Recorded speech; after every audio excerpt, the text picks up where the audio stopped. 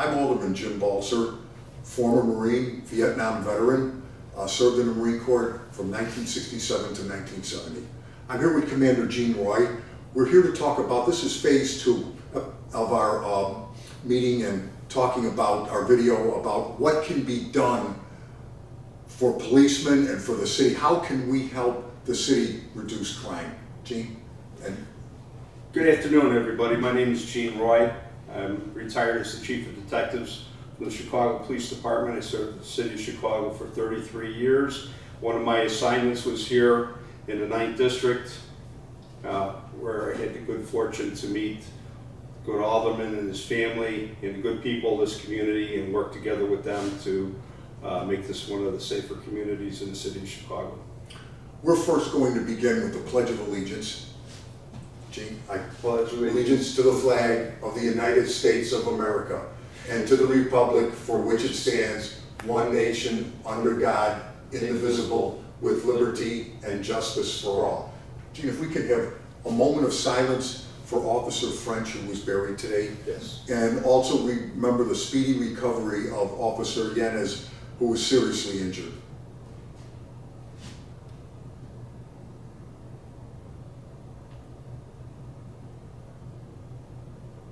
Thank you.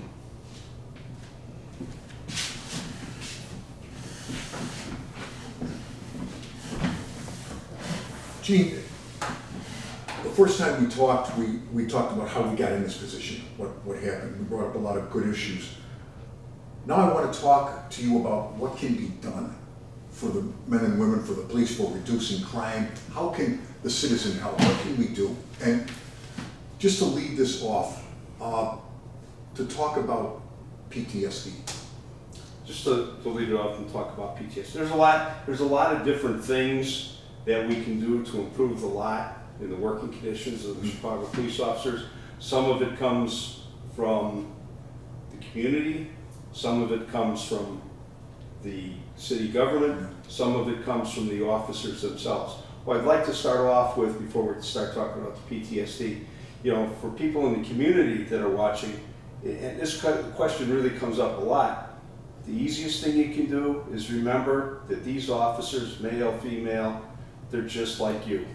They get up in the morning or the afternoon, they go to work, they've got a house, they've got a family, they've got a mortgage, they've got bills, they've got children, they love like you, they hurt like you, they're people just like you. They are not monsters because they wear a blue uniform. Take a moment, say thank you, say I appreciate you. You don't have to do anything more than that.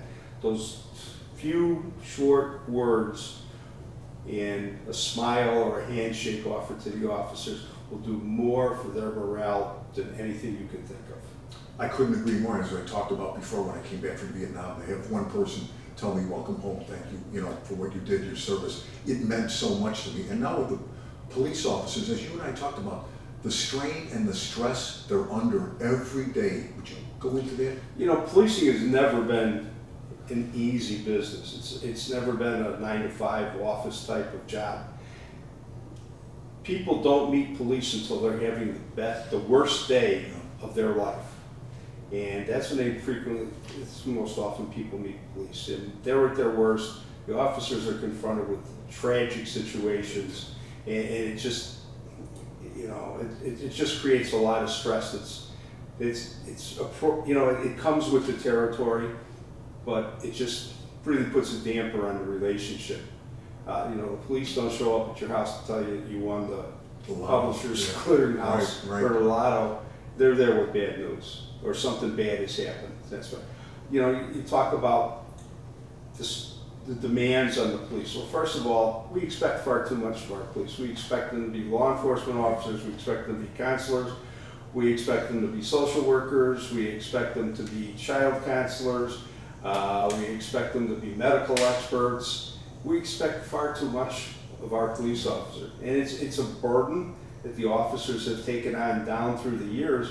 But now as we evolve into this society where people are being increasingly held accountable for what they do or don't do, I think we're placing unrealistic demands on our police officers. If officers are dealing with somebody who's mentally disturbed, Right.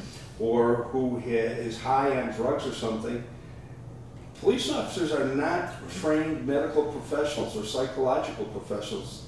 You know, they can generalize, well, it looks like somebody's drunk, it looks like somebody's, you know, high on some sort of drug, but they don't have the training to understand what's going on and how to diffuse that situation. And it's very difficult to diffuse a situation no matter how well trained you are if you're dealing with somebody who's high on drugs or somebody who's been drinking and is intoxicated. No matter what you do, you can't talk sense to people like that. You can't talk them down.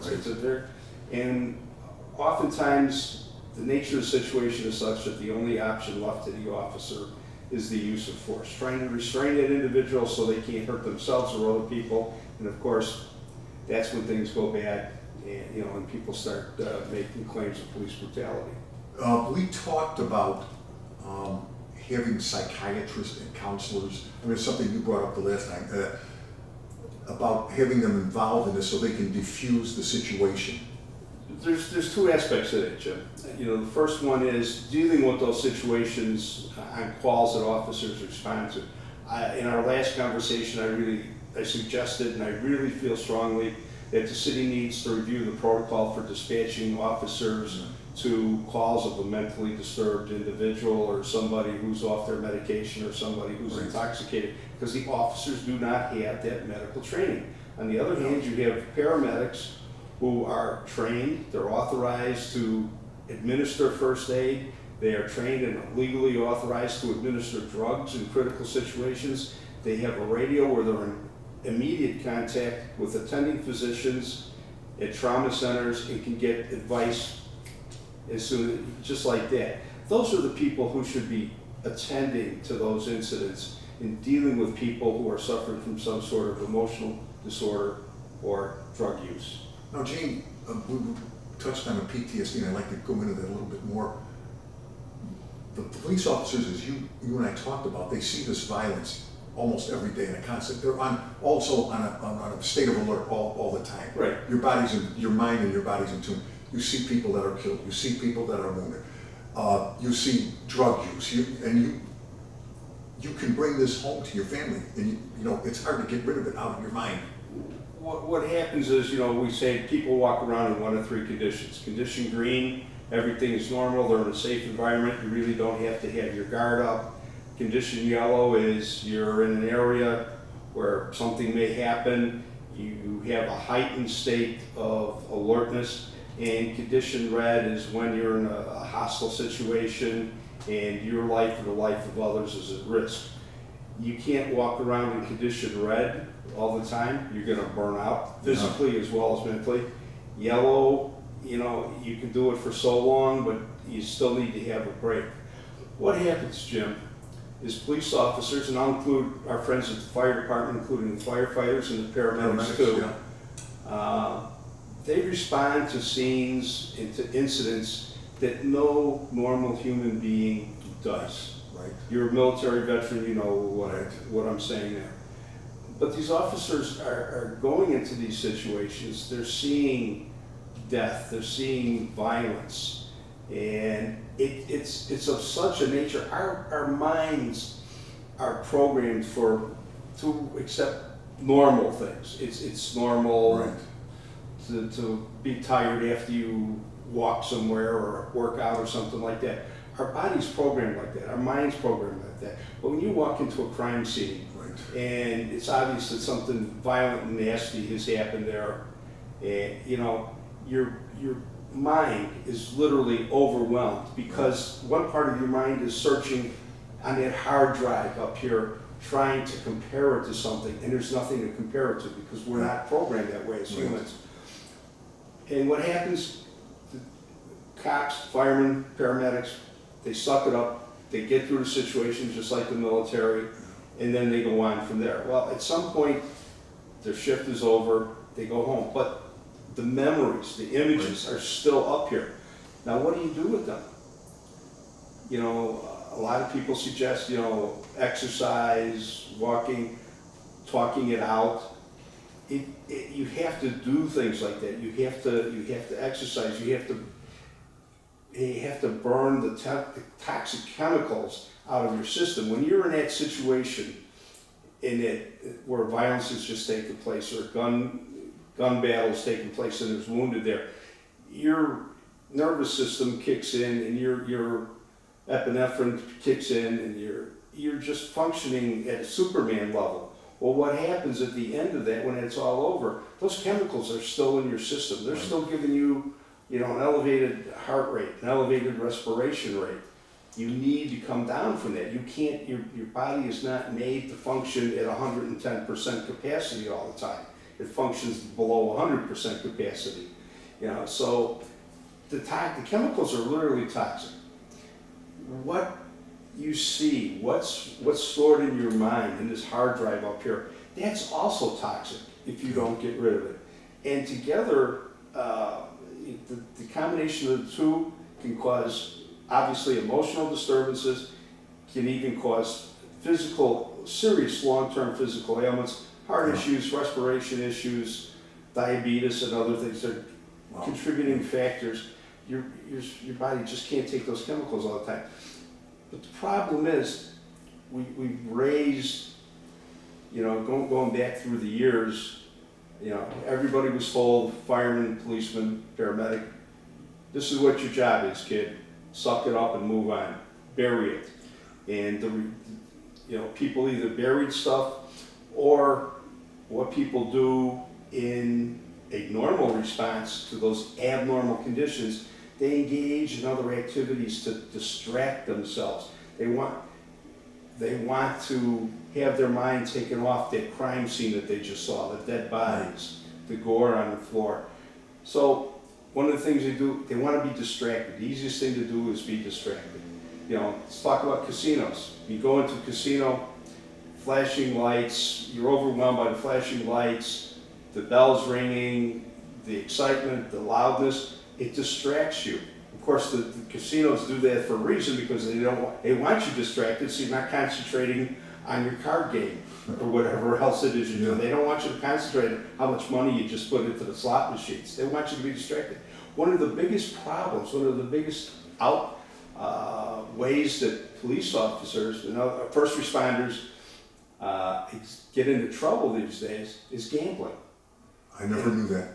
Is one of the biggest, and the reason they do it is because they want to be distracted. They're overwhelmed by these problems, and they just want to sit somewhere. They don't want to think about it. When you sit either in the casino or at home on your laptop, the lights are flashing, the bells are ringing. It takes your mind off of what you saw last night or the day before, and you feel better. But that only lasts for a short period of time.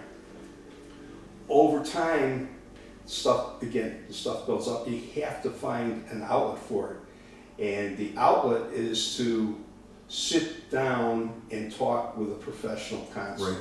Right. There's steps before that. It's just talking it out with your friends, talking, your co-workers.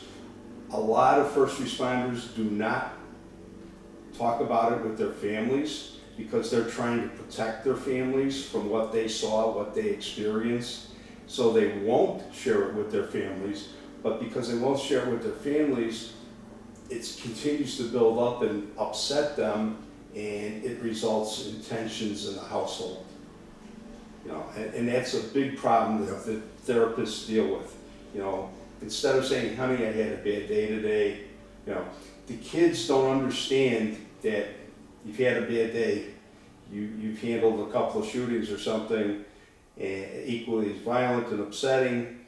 You're supposed to take the kids to the Little League game at 6 o'clock, and you just need a breather. You need to sit down, you need to close your eyes for 20 or 30 minutes, you need to take a shower, whatever you need to do to get to a better place. And that's because you need to get to a better place, and you're trying to get to that better place.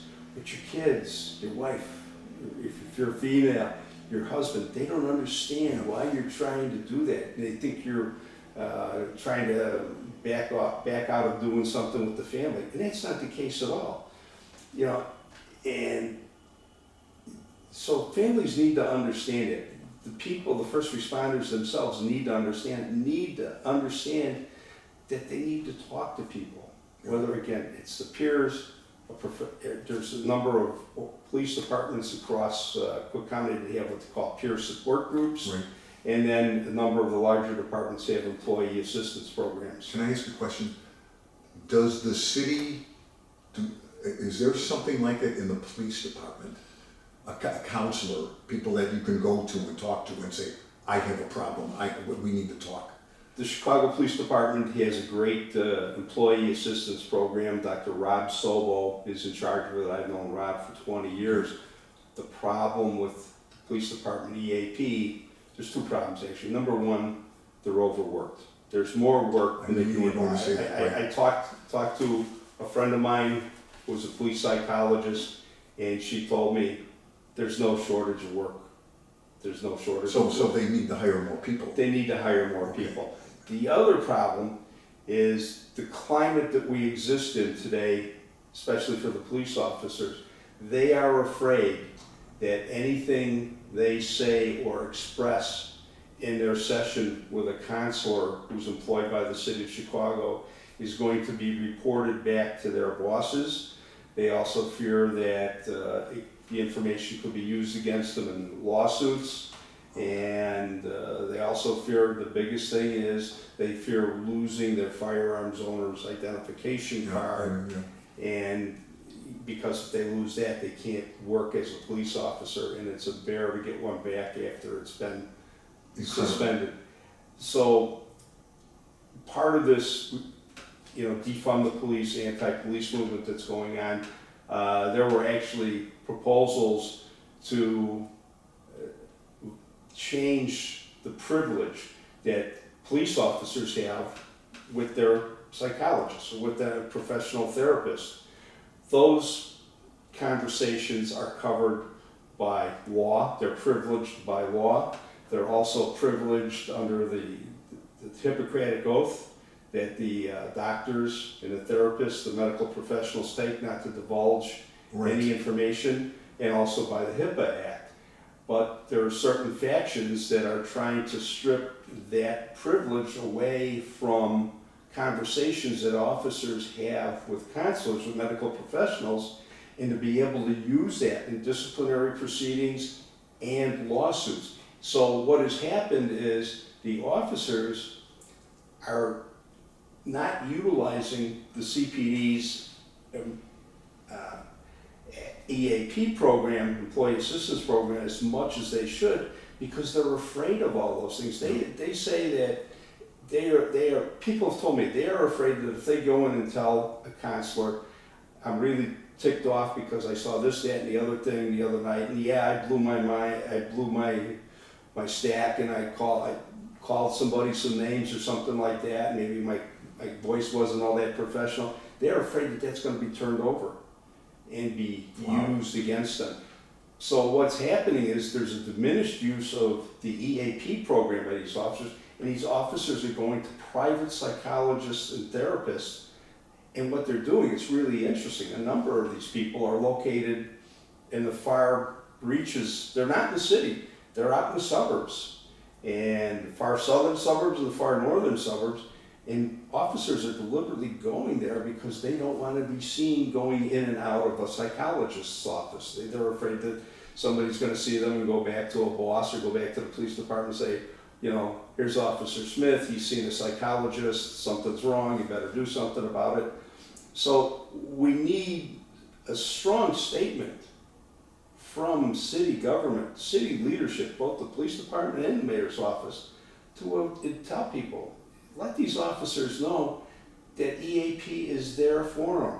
And as long as they don't go into a session and indicate that they are a danger to themselves or another person, their conversations are not going to be reported back to the police department. They're not going to be used to discipline them, terminate them, or sue them.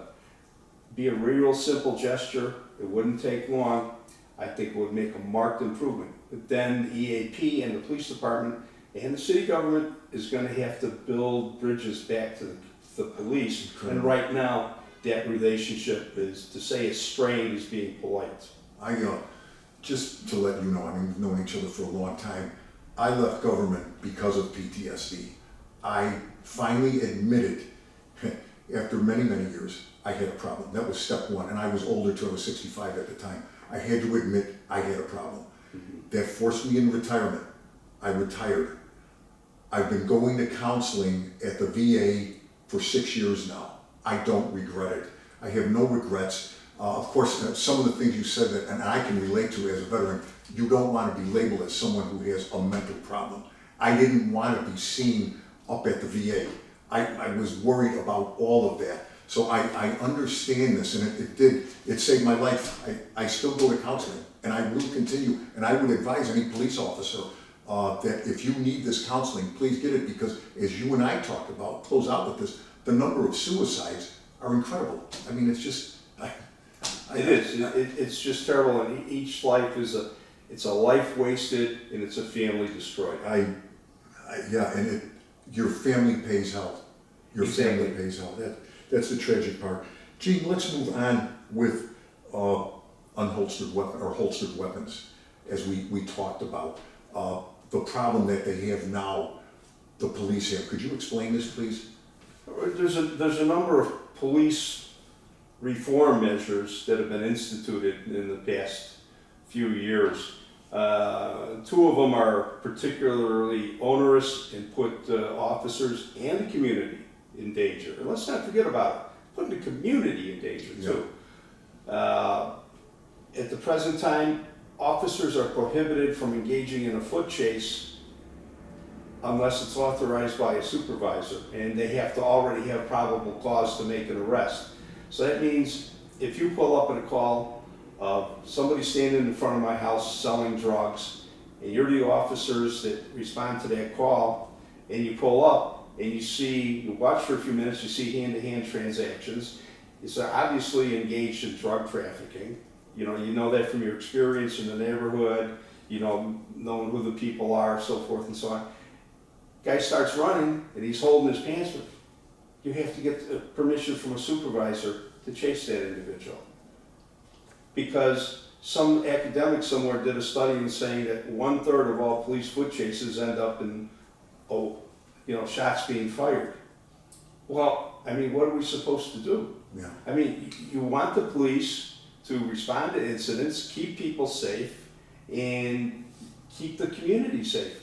They're trying to do what they're paid to do, what they've taken a sworn oath to do, and they're being prohibited from doing it because 1/3 of all incidents, all foot chases, end up in shots being fired. And there's a specific incident in Chicago, a tragic shooting, that led to this. This policy was implemented in less than a week. So obviously, was it given a great deal of forethought and reasoned and measured against the impact on community safety? Yeah. No, it was ill-conceived, needs to be revisited. The other thing is, you talked about policy on weapons being drawn. Officers are authorized to draw their weapons, but once they put the weapon in a position where it can be seen as being pointed at somebody else, which is something that's open to conjecture and second guessing, then they have to notify dispatch, they have to notify the radio dispatcher and the supervisor. And these kids that are coming out are scared to do it, because when you get in a confrontation like that, if there's other people around, we all know what happens these days. Everybody comes out with a cell phone and starts taking video. These videos are taken from different viewpoints, under different technical conditions, and what you see is not always what you happen, because a lot of different factors about lighting, distance, so forth and so on, skill of the operator. So they are afraid to point their weapons at people when they feel their life is in danger, because they are afraid that these videos can be used against them again to discipline them, fire them, evidence against them in lawsuits. And we see a great deal of resistance. And I think one of the other things is you're endangering the officer's life. Definitely are. You're endangering their lives. Gene, on retention, you brought that up to me. Could you go over that? One of the big problems we're having now, there's been a lot of talk the past few years about defund the police. Well, in Chicago, there hasn't been a formal defund the police effort going on, but what is going on is that officers are seeing, there's a series of laws that were just passed this year in Illinois that are just totally ridiculous and literally handcuff the police, make it much easier to sue the police. You can file anonymous complaints against the police, which is just a tool used by the criminal element and certain members of the defense bar to stop the police from enforcing laws when their client's involved and trying to get the police to back down. Police are scared, and what we're seeing lately is we're seeing people leaving, that they're getting to their 20 years and they're leaving and they don't care about the insurance or anything else. They just want to get out. They don't want to be sued. They don't want to put their house and their family at jeopardy. But the scary part is the people I see leaving are the people in the 10 to 15 year bracket. Once somebody's got 15 years on, they've only got 5 more years to do to get their pension and lock it in. So they generally stay, unless it's a very extreme case. But the people in the 10 to 15 year bracket, these are people who've matured, they know their jobs, they've settled into it, they've matured professionally, they've matured personally. These are the people that are the core of our police department. And these people now are saying, you know what? I'll move to another state. I'll go hire on as a lateral transfer with another state. I'll lock up my pension, or I'll just roll it over into an IRA. And we're losing those people. We're losing those people that know their job. Knowledgeable, experienced people they've been past their maturing stage. They're mature, they're stable, they're good officers. Again, they don't want to put themselves or their family at jeopardy. And when somebody like that leaves, who do we replace them with? We replace them with a brand new rookie. So some bean counter somewhere is going to say, well, we just replaced, we had a $100,000 officer leave. $100,000 meaning that's an officer making $100,000 a year. And now we just hired 2 recruits and we're only going to pay them $40,000 a year. Right. So this year we're saving $20,000 for each one, each old timer that goes. We save $20,000 or whatever the figure is. In some cases, more than that, $50,000.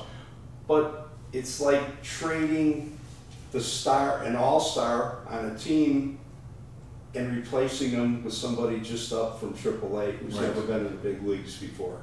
It's not in the best interest. You lose the knowledge and experience base, and it's just not a good thing. I agree with that. Community involvement, Gene. What does the community do? Because I go back, my brother and I talk about the 1920s. It wasn't until the community got involved and said enough is enough. We're going to call in the criminals. We're going to, identify these people. I know people are scared too, and I understand that. There's a great deal of fear in the community. Many communities are basically the economy is a narco economy. Right. The gangs exist to operate and control drug sales in that particular territory, that particular neighborhood, and they rule the roost, and they enforce their law by the use of violence and intimidation. So people are afraid of that, and rightfully so. How do we get around it? Again, it goes back to, first of all, those involved in leadership positions in the community, and that includes the community, schools, the churches, the political institutions, city, county, local government, have to stop demonizing the police officers. Police officer does something wrong, he's out of line, discipline him or fire him as the case may be, with a fair hearing. But you have to stop demonizing the police. The police are there to help people. I mean, I'm just thinking, okay, one officer may do one thing bad, but you've got hundreds that do all these good things. They serve and protect the community. And I agree with you. They should stop demonizing the police. They have to stop demonizing the police. The community also needs to step up. And people, we talked about values in the home, fractured homes, fractured families. We need to address that, and individuals need to step up. And again, like I said, it's a two-piece thing. People have to stop demonizing the police, and the police at the same time have to realize that, Joe and Jane who live there, they're not their enemies. Yeah.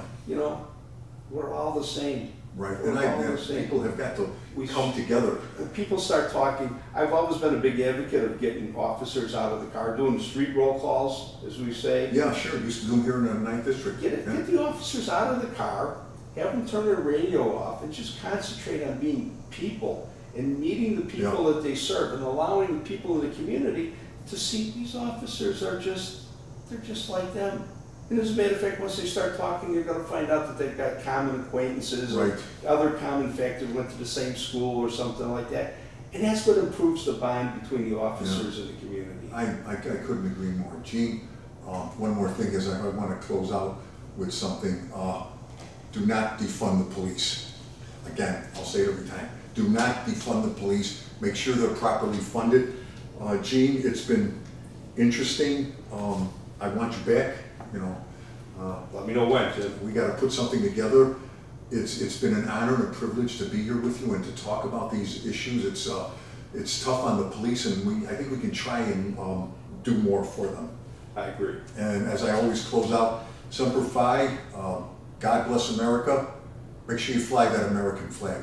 Thank you very much.